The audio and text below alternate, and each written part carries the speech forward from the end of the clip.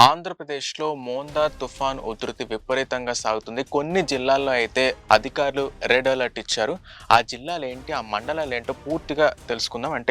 ముఖ్యంగా చూసుకుంటే కోనసీమ జిల్లాలో, అందులో ప్రధానంగా కాకినాడ జిల్లాలో తుఫాన్ ఉధృతి విపరీతంగా ఉంది. విశాఖ జిల్లా చూసుకుంటే అక్కడ చాలా మండలాల్లో కూడా తుఫాన్ ఉధృతి చాలా విపరీతంగా ఉంది. విశాఖకు వచ్చే రైళ్లు ఏవైతే ఉన్నాయో 16 రైళ్లు దాకా రద్దు చేశారు. అట్ ద సేమ్ టైమ్ ఏంటంటే ఇండిగో ఇంకా ఎయిర్‌లైన్స్ కూడా రద్దు చేశారు. ఎందుకంటే తుఫాన్ ఉధృతి ఆ రేంజ్‌లో ఉంది. ఇంకోటి ఏంటంటే గుంటూరు జిల్లాలో కూడా వర్షాలు విపరీతంగా పడుతున్నాయి. నిన్న రాత్రి నుంచి కూడా వర్షాలు పడుతున్నాయి. కొన్ని మండలాల్లో ఏంటంటే లోతట్టు ప్రాంతాల్లో ప్రజలు ఎవరైతే ఉన్నారో వాళ్ళైతే చాలా అప్రమత్తంగా ఉండాలి. అధికారులు కూడా తగిన జాగ్రత్తలు తీసుకుంటున్నారు. వాళ్ళని లోతట్టు ప్రాంతాల్లో ఉండే వాళ్ళని పునరావాస కేంద్రాలకు పంపిస్తున్నారు.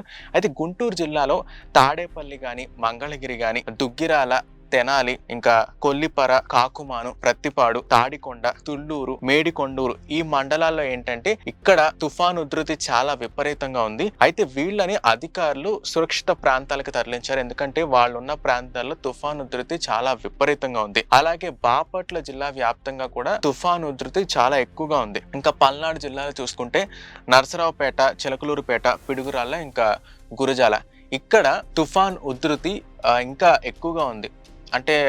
చూసుకుంటే మరి వైజాగ్‌లో అయితే చాలా మంది ఇక్కడ మాకు వర్షాలు లేవు, తుఫాన్ లేదు అంటున్నారు. కాకపోతే విశాఖ జిల్లాలో చాలా చోట్ల తుఫాన్ ఉధృతి విపరీతంగా ఉంది. అలాగే ప్రకాశం జిల్లా గాని, నెల్లూరు జిల్లా, అలాగే విజయనగరం జిల్లాలో ఏంటంటే ప్రజలు చాలా అప్రమత్తంగా ఉండాలి. అధికారులు ఇప్పటికే తగిన జాగ్రత్తలు తీసుకుంటున్నారంటే ఈ తుఫాన్ ఉధృతిలో ప్రధానంగా చూసుకుంటే ఈ లోతట్టు ప్రాంతాల్లో ఉండే ప్రజలు ఎవరైతే ఉంటారో వాళ్ళని సురక్షిత కేంద్రాలకి పంపిస్తున్నారు. ఎందుకంటే అక్కడ ఆ ప్రాంతాల్లో తుఫాన్ ఉధృతి చాలా విపరీతంగా ఉంది. అయితే మొత్తానికి ప్రజలందరూ అప్రమత్తంగా ఉండాలని అధికారులు సూచిస్తున్నారు. బాగా అవసరమైతేనే గానీ బయటికి వెళ్ళొద్దు అని చాలా మంది చెప్తున్నారు. కాకపోతే కొన్ని చోట్ల ఏంటంటే అన్‌అఫీషియల్ గా స్కూల్స్ కూడా నడుపుతున్నారు. అధికారులు వాళ్ళని గుర్తించి ఖచ్చితంగా తగిన జాగ్రత్తలు తీసుకుంటారు. అయితే మొత్తానికి ఆంధ్రప్రదేశ్‌లో అయితే ఈ మోందా తుఫాన్ ఉధృతి విపరీతంగా ఉంది.